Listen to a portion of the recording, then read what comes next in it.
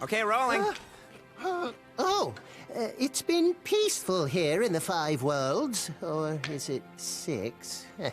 For a dragon's age, we now have 12,000 treasure, or is it 14,000? What about this Ganasty Ganok character? Now, I understand he's found a magic spell to turn gems into warriors for his cause. I'll take that question. Nasty Nork is a simple creature. Simple? He has been contained in a remote world and is no threat to the Dragon Kingdom. No threat? Besides, he is ugly. Ugly? That does it!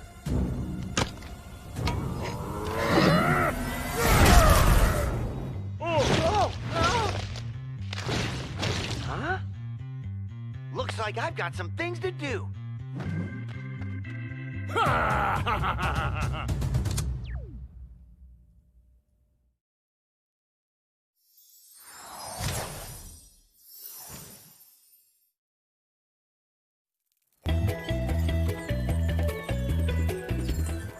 Hey everybody, this is JP Firepledge coming in with Spyro the Reignited Trilogy. We're going to be going through the entirety of Spyro 1, 2, and 3 to 100%. We're going to be doing all gems, dragons, skill points, anything that you could think of, we're going to be capturing it here. I'll be getting all achievements too, I'll be showing those at the very end of the playthrough. But any dragons, any cutscenes, anything of that nature like you just saw, I'm not going to talk over it. I'll let you guys enjoy the story. There's not a whole lot of story in the game right now, just because it is one of the early PS1 games, so a lot of it's communicated through the dragons. But we will go ahead and not talk over that just so y'all guys can have a good experience listening through and experience the game along with me. Without further ado, let's go ahead and get our first dragon.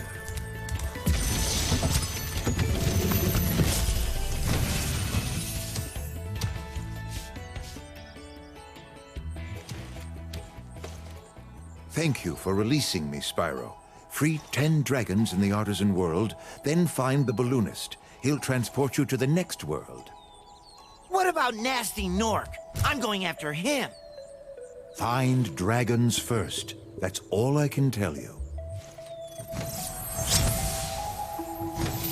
Okay, so that is the first dragon of the world, Nestor. Kind of gives us our main goal throughout the entire game. So the things in Spyro 1 that we're looking to collect, you can see right now, and even on this periphery right here, we have gems, and we have dragons, and one of the things you can't see is dragon eggs, and skill points, which are hidden achievements. Anyone who's familiar with a Ratchet and Clank game or one of the Spyro games in 2 or 3 will know that there are skill points within the game. We'll go ahead and get our first skill point right now because and kill some of our first Norks. We'll get our first skill point right here.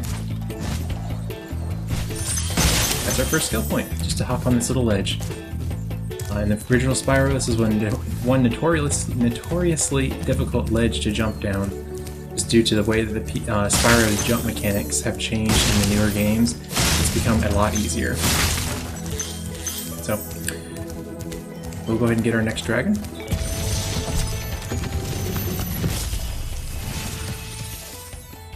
Cool flash! Do that again!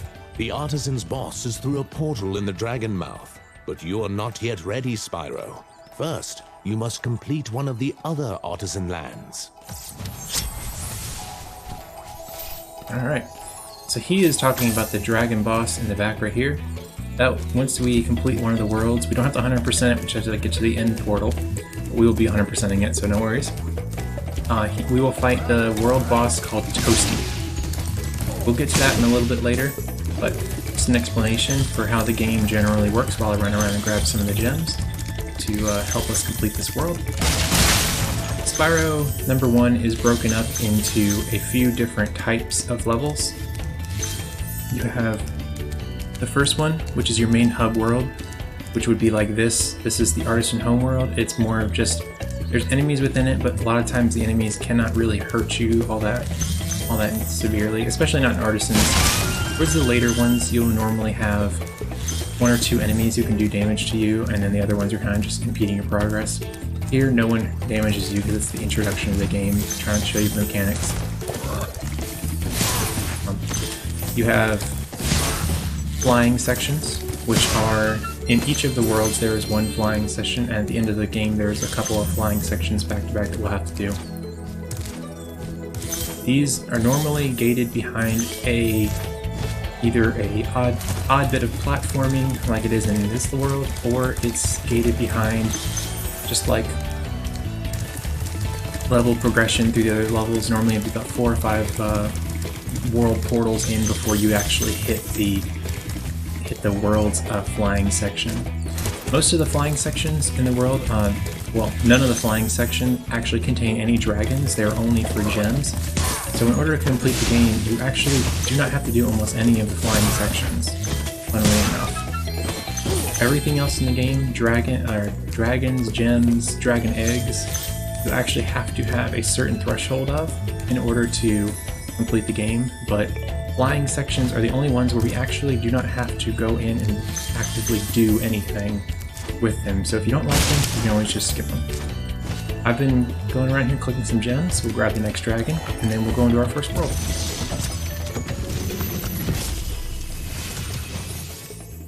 Hey, Spyro! Press the jump button twice to glide. And don't be afraid. Afraid? Of what? Falling from high mountain peaks? Plummeting into prehistoric glaciers? Oh, that. Now that we've seen a couple of dragons, it's an interesting point to bring up that, oh, Mr. Jim, but it's an interesting point to bring up that in this world, we're in a world called Artisans World, and you'll see that all of the dragons in some shape or form with their new redesigns have been given a sort of artistic theme behind them. You'll see them in Town Square, which we're about to go into. They either have, like they have a lute, some sort of musical instrument, or they have some sort of like painter's instrument or something like that. I believe one of them also has like tattoos. So a lot of different medias of art go into like the thought process behind some of these dragons. And you'll see the theming of that carry on into the other worlds where we move towards like worlds such as the next one, which is Peacemakers, which is a war-themed area. And you'll see a lot of big burly dragons and such like that. But I'll leave that for later on. I'll grab some gems, and now is a good time to mention, for this world in particular, we have one of our skill points we'll have to get. So as you can see, around the world there is a couple of, let me see if I can get a picture, bulls, like that one up there. The skill point requires that we defeat all the bulls by charging rather than by flaming. Traditionally, you would probably flame these because they're larger enemies, but you can charge these enemies and they will pin their horns into the ground, and that will count as a defeat state for them even though they're still alive, which is kind of a funny bit. So we'll be charging each one of them and getting the skill point, and we're getting all the gems and all the dragons. We'll go and talk to this guy.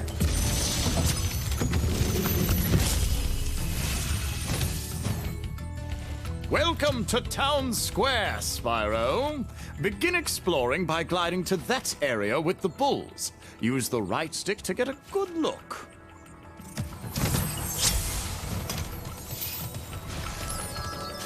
Alright. So we'll go, charge, that's 2.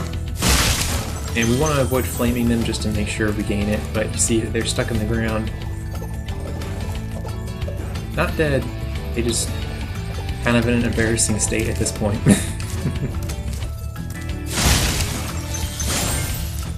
What you just saw there is a special kind of chest.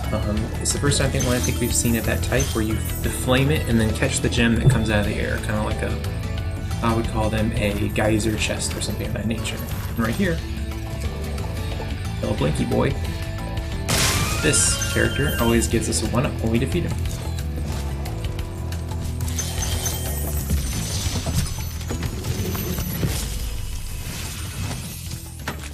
Thanks, Spyro. I had the worst itch on the tip of my wing. Did you know that you get your longest glides by pressing the jump button at the very top of your jump? Alright. Move along. Charge that guy. Knock out the Nork. It was a little bit dangerous what I did right there, where I flamed behind me without looking. I could have very easily killed the bull and actually not gotten the skill point. To avoid making any mistakes, I'm going to go ahead and clear out this area near the ending. Alright, that's all of them. And it may look like I'm skipping towards the end when we have a whole other section you might have seen, but I wanted to go ahead and unlock this guy so he can explain dragon eggs to us.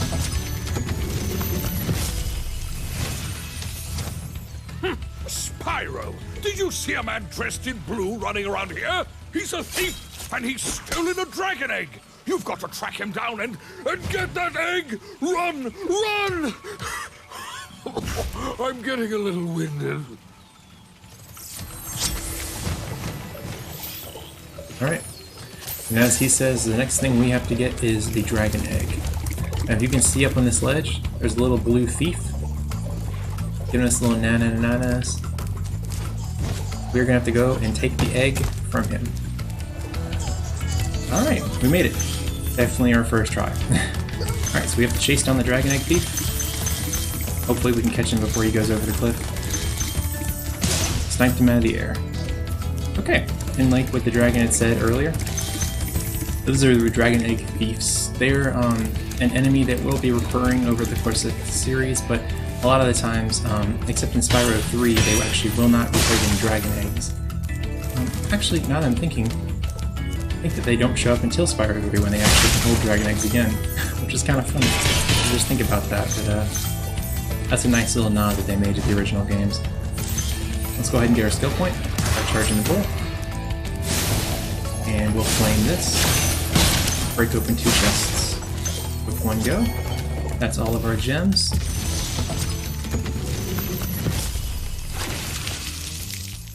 Thank you for releasing me, Spyro. You can always check your progress by accessing the guidebook through the pause menu.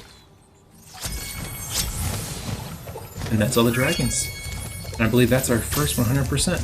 So there we go. Artisans complete, or what is this? Town square complete. As y'all might all already have seen, I do intentionally leave certain gems not collected as I'm going through the worlds. I have a little bit of a routing that I'm thinking of when I go through these levels.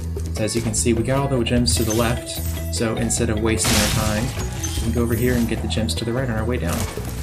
And as per the plan, I left one gem at the end of the balloonist, so we will complete the end of the game. We'll complete the entire Artisan's world once we finish up all the other worlds. That'll be the last thing we do.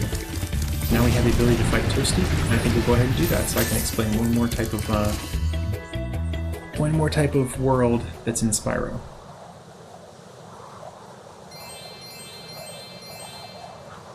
That's a sad gem counter. It even sounded sad when it was counting them.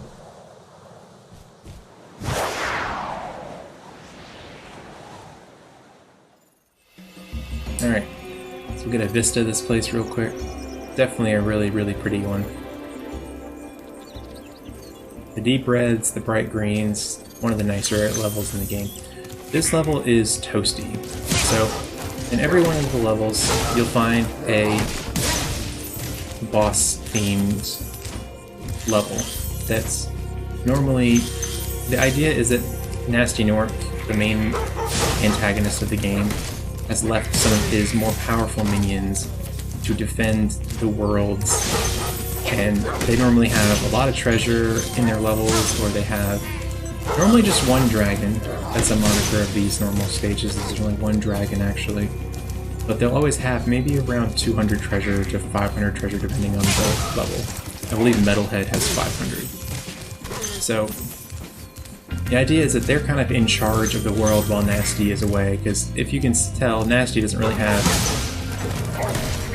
Nasty is kind of held up in his own world at this point. He's not actively fighting Spyro in every single world.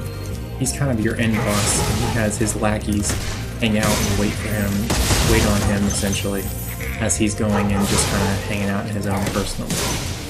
This is the first one, is Toasty, and his world is pretty straightforward.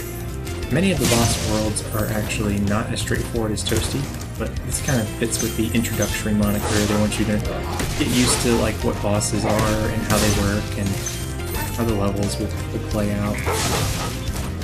All in all, pretty much exactly the same as you would assume from one of the original intro levels, like we've gone through with Town Square. But you'll see in a second, we're actually going to grab our dragon and he'll explain how the bosses in this game work. And you can see a real quick sneak peek of Toasty right there, him sitting with one of his dogs.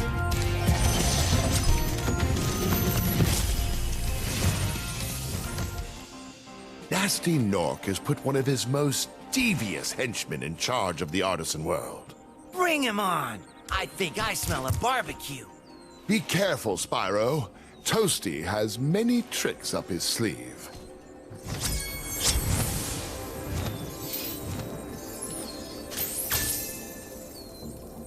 Alright, so that was the only dragon of this world, as you saw. This boss is, as you can see, he's not aggressive. If we stand right there, and you see he has a bit of a surprise under his hood, like the guy said. It's very difficult to be hurt by Toasty, just because you have to actively intend for a hit on him from him. Toasty is more of a, as you can see, he kind of just, if you get very close, he'll swing at you. Otherwise, he just kind of stands there. The dogs are more of the problem in this fight. As you can see, this last one will get ganged up on by 3. And then all you have left to fight is Toasty himself, which will take a swing at you if you get close. But I believe that he is probably the easiest boss in any Spyro game. Which would make sense since he is the first boss of the first Spyro game. And that's Toasty complete. And that plays into, like I had said earlier, a couple of different levels.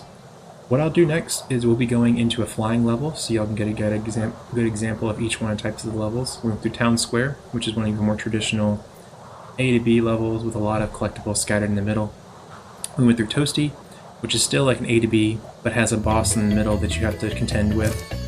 And then the next, and we went through Artisans, which is this level right here, where it's relatively non-hostile, at least for the early level ones.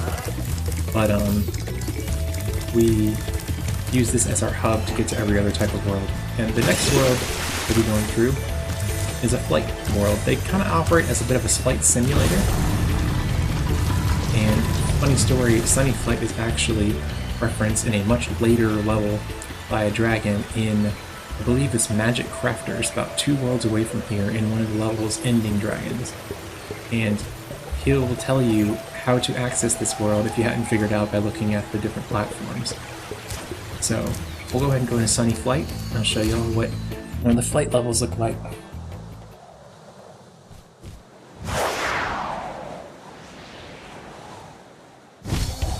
Alright, and so here we are in Sunny Flight. The object of these levels, rather than trying to get gems or dragons or get to the very beginning or end of the level, these are more of like a free roaming flight simulator, like I had said earlier. The object of these is to collect all of the little unique items that they scatter throughout the worlds. Many times it's either like a chest or a gate like this. Sometimes it's rings, a lot of times it's one of those couple of objects. They kind of repeat throughout the entire series as your main objectives to snag throughout these. And as you can see, each of them has a number, and we have a ticking timer in the top right of our screen. So what the game is doing right now is it's keeping track of our progress as we navigate through the world. I'm going to go ahead and veer off course. As you can see, you can get these in any order that you please. And in this level, it's actively encouraged that if you want to get a decent time, you can actually go through and just pick up the flyers while you're waiting on the trains, and then you can pick up the last little gate as one of your last things if you'd like to, or you can just do them all in order. In the first few levels, I believe you have enough time to do them in any order you please. I think in later levels, there's more restricted time limit, so you actually need to kind of have optimized routes in some ways. So we'll go ahead and finish up this one. We'll probably get a hold of them about the exact same time, because we'll nab this, we'll get the last gate, and then we'll get the last TNT barrels in the back of the train as it comes through the tunnel. Spyro flat to his victory pose, and we got a time of 15.5. As you can see, we got 8 out of 8 on each individual piece. We got all in one, which is the last little bit, so if you want to complete these worlds, and you get every single item in one run. But other than that, you'll still receive gems for each individual new item that you defeat. So if you got a ring or a gem or a chest in one run and you didn't get another one, then if you get a new chest that's not the same one you got in the last run, you'll get gems for that one, but not the one that you had gotten in the previous run. You can't stack gems. There's a finite amount of gems within the game, so just a little heads up if anybody was not 110% sure how that worked out. So at this point, we've already gone through three of the main worlds actually, and we've almost completed Artisans, but we already talked about why I did it the way I did it. And so we're going to go into Stonehill as our next world. This will be our second to last world in Artisans, and then we'll be wrapped up with this. Okay. In Stonehill, we will also be looking for a skill point as well. In this one, if you hit the pause menu, you'll see the list of skill points. I can show those if need be, but if you trust me on it, the skill point in this world is that we need to find a pink rose.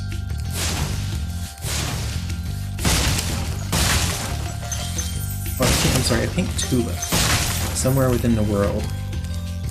And as you can see, this is one of the first levels that teaches us that there is pretty much more to these levels than you would assume. So you look up here, and you can see in the very top, there's gems up on this top ridge area where it looks as though this would normally be our plane of playing, would just be this down here area. And then also, down here, down the tunnel, or the well, you can see some gems down there.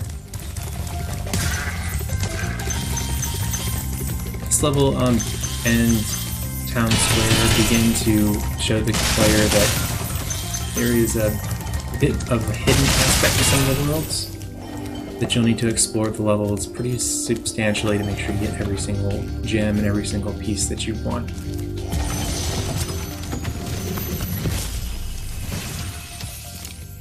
When you free a dragon or step on one of their platforms, you're saving your progress. That could be useful if you run into trouble. Not that you ever run into trouble, Spyro.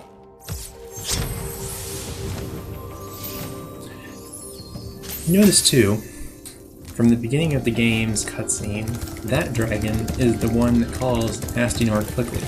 So, as we know, that was kind of the tipping point for Nasty Nork to actually become a villain in this series. So, I'm low-key gonna blame the entirety of Spyro's adventures on that character. At least in the reboot, I believe it's the same. I don't know if it's the same guy. I don't remember. But at least in this version of the game, that character is the whole reason that we're all in this predicament to begin with, due to his insistence on just tearing into Nasty Nork and hitting him where it hurts the most by calling him ugly. So, the whole reason we're down here, to show you that we got a lot of exploring we gotta do, and also, as you can see right in front of me, as I'm grabbing this chest, there is a key. The key. And that key will be used to unlock the chest down the well, which we haven't seen yet, but I know is coming. After you've freed all the dragons, pass through this fancy vortex thingamajigger. It'll take you back to the artisan home. But first, let me tell you a story. No thanks. See ya! Okay. And as you notice as well, that guy is actually also in the introductory cutscene. He is the one that they're interviewing in the very beginning of the game. Okay. Down the well, we'll unlock our first chest. And we'll roll on.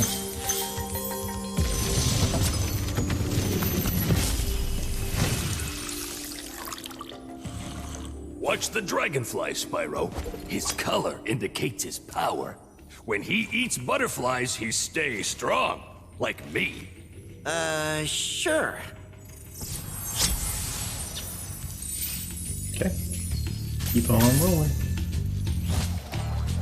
So we're finished with this first introduction area, and we're going to move on to the next area, which really opens up the level.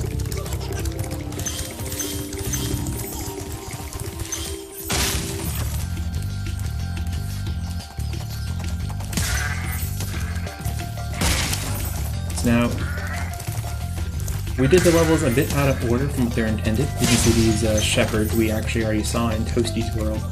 But here would normally be your introduction to these characters, because as you remember, if we go to Toasty before, or we can't go to Toasty before we do another world. And I think that they assume that the first world you're going to do is this one.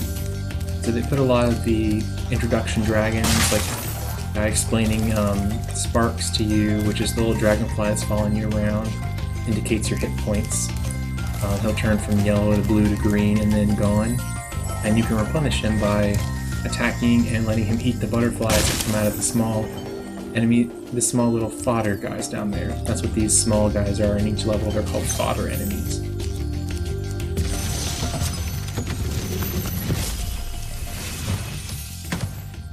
Spyro, my friend, how about a hint on gliding?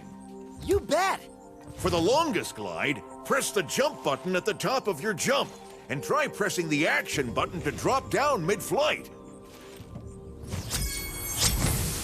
A low-key, like I've said in the past couple times I've tried to record this, but that is probably my favorite dragon so far we met. Just the little, like, face he gives you at the end and the giant paintbrush. It just, I think it perfectly encapsulates, like, this level of the game. Where they're going for, like, the goofy aesthetic of all the dragons. So they all have their own weird little personalities and their little quirks, but they all keep with that main theme. And I would say the theming of the dragons is probably the strongest in this world in particular, just because I feel like when they go through and think about what is art, what is an artist, they actually do a pretty good job of encapsulating a lot of different things. Like I had said in the earlier part, you saw the one dragon had the tattoos, the one dragon was a chef, and the other dragons have all been some form of artist. Like the one was a sculptor, the other one was a painter. So, and real quick, skill point. So each skill point also gives us an extra life. I don't anticipate, like, say this before I end up dying a bunch of times, but I don't anticipate us dying a lot in this level, or in this entire first world, because it's pretty introductory. Not a lot of enemies do a whole lot of damage to you outside of Toasty's world, so I think we'll be pretty safe and just stocking up those lives for later. But as I said, I think a lot of them do a pretty good job of capturing a lot of different, I believe there's 120 dragons, if I remember correctly, in the whole game. Either that or it's just 100, I'll have to recheck. But I might be thinking of the orbs, to be honest.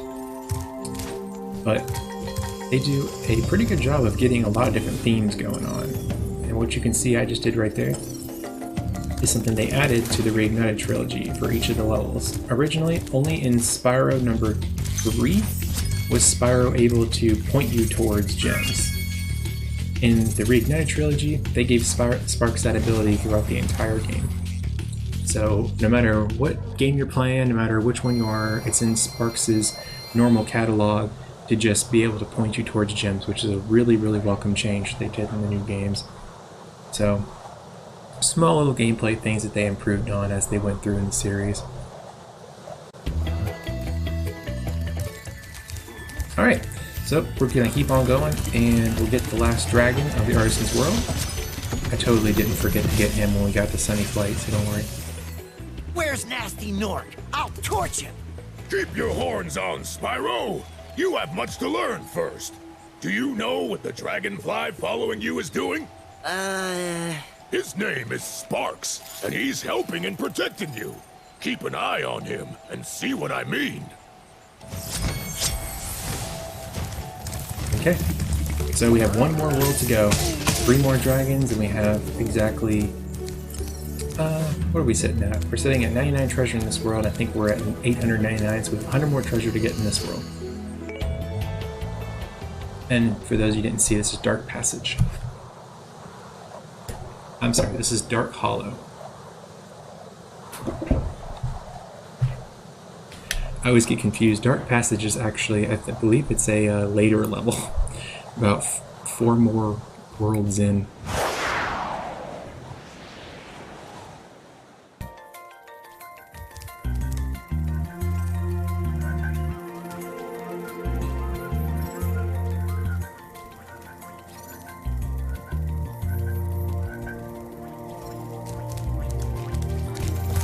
I said it before, I'll say it again. I think that this is probably one of my favorite worlds in the entirety of the game.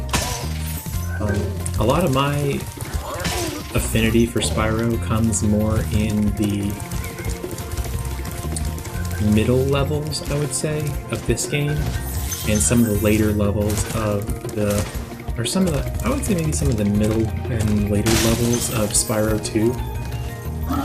And the thing I actually really enjoy that I'm looking forward to in the next games, not to detract from the current game at all, but I'm really looking forward to, I've always really enjoyed the hub worlds in Spyro 2. I think that those were some of the best hub worlds that they had made, just due to the aesthetic of the worlds being like the different seasons, and they had a very clear color scheme, they had a very clear idea of what they were going for.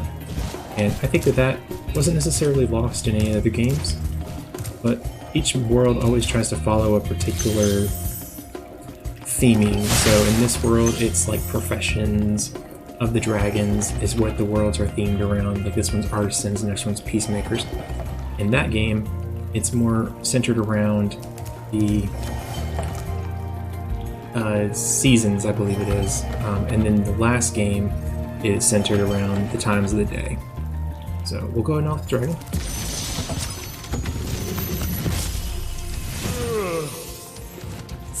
Spyro, wanna know a secret? Use the action button when you want to zoom in and look around. Oh, your secret's safe with me.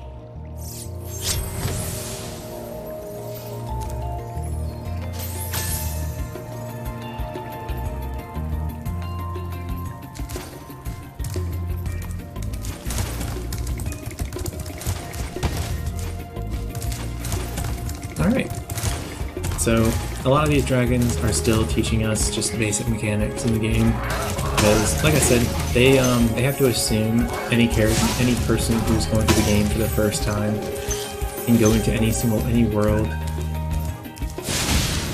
as their first world outside of Artisans.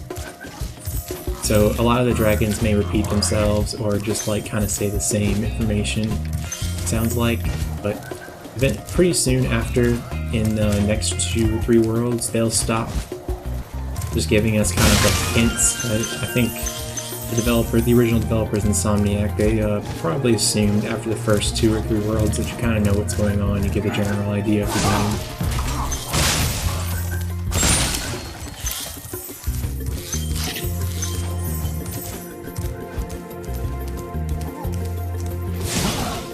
Now, eagle-eyed viewers may have realized that I actually missed and forgot to go and get the key, the chest, and the dragon up on the sledge. My original intent was to get this right away, but got caught up in the call.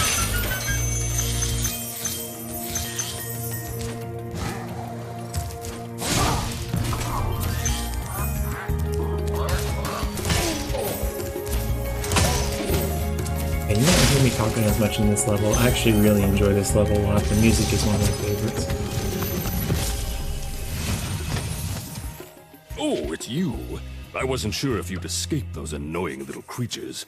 Of course they wouldn't bother me, but here's a hint. Their metal armor is fireproof, but a charge attack will take care of them.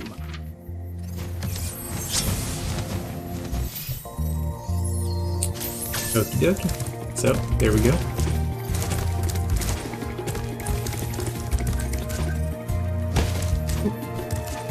Got a little bonk there. This is the last dragon of the Artisan world. Big enemies like this Nork with the club cannot be charged, but a quick flame, that should defeat them. And we get some of the last gems. It's 100% of this world. We'll return to Artisans, talk to the balloonist, and we'll continue on to Peacemakers. Alright, so now that we're here, look at our account. We'll go ahead and check our skill points real quick. So we have 99% of the Artisans, Stonehill, Dark Hollow, Town Square, Sunny Flight, and Toasty, all 100%. Our skill points all of our individual skill points for the Artisan's Homeworld are completed, and as you can see we have 99 out of 100. That only leaves the last gem that I saved for the very last when we're leaving for the balloonist. And that will be 100% of Artisan's World. Go ahead and talk to the balloonist and move on to Peacemakers. Wow! I see you've been busy rescuing dragons, Spyro. You may travel to the Peacekeepers world if you like. Are you ready to go?